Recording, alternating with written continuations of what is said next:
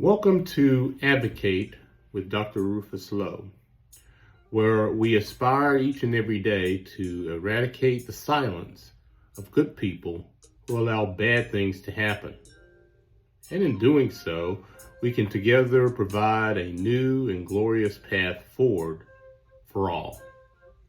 Our conversation will be based on the teachings of my latest book entitled Shadow Tolerance, Your Guide to Accepting Racial Difference.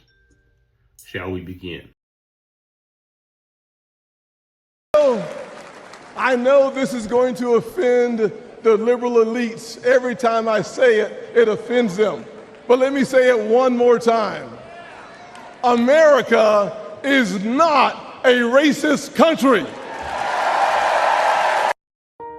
Hey everyone, welcome back to Advocate with Dr. Rufus Lowe. Today we're tackling a controversial and important statement made by U.S. Senator Tim Scott, where he says, America is not a racist country.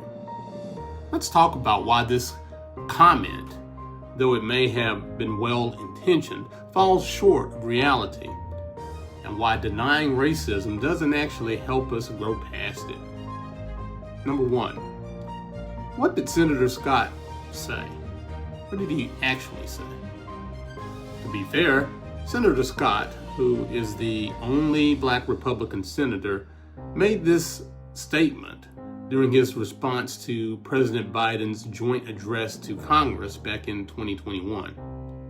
And he's reiterated or said it more than once since then. His point was this: while America has a history of racism, it's no longer a racist country today. But here's the thing. There's a big difference between saying America has made progress, which is true, and saying racism no longer exists systemically or culturally, which is simply not supported by the data or lived experience. Number two, what is racism in 2025? When people hear the word racism, many still think of segregation signs, burning crosses, or explicitly hateful speech. And yes, most of that is behind us, but racism today often shows up in far more insidious ways. Example being housing.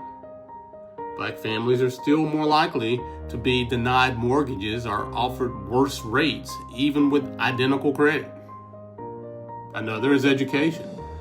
Schools in predominantly Black and Latino communities receive thousands less per student than majority white schools. Policing. Black Americans are still disproportionately stopped, searched, and incarcerated.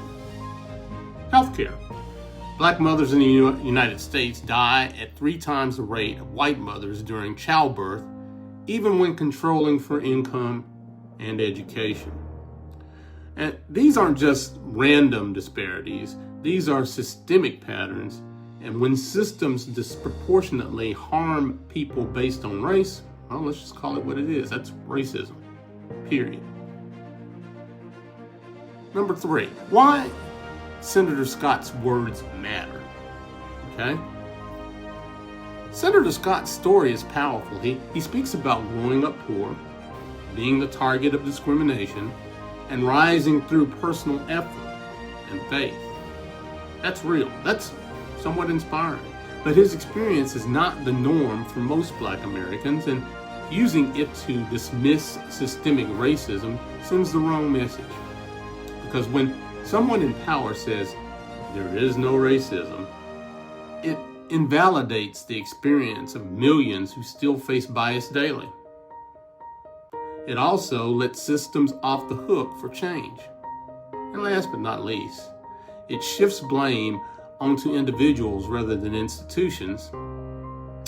Imagine if we said, there's no poverty in America just because someone started a business out of their garage and got rich.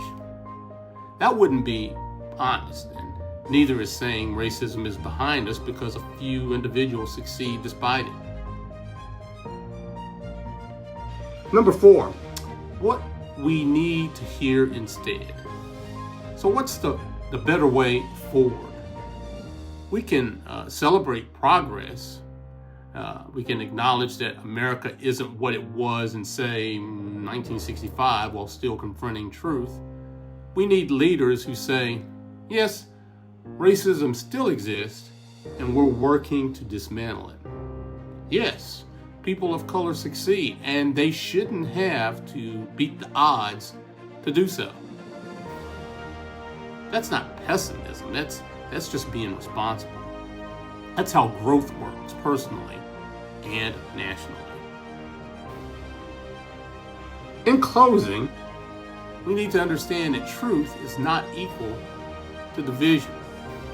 Talking about racism doesn't divide America. Denying it does. We can't heal what we refuse to name. Senator Scott's words were hopeful, but hope without honesty is hollow, and I believe real unity begins with truth spoken with clarity, courage, and compassion.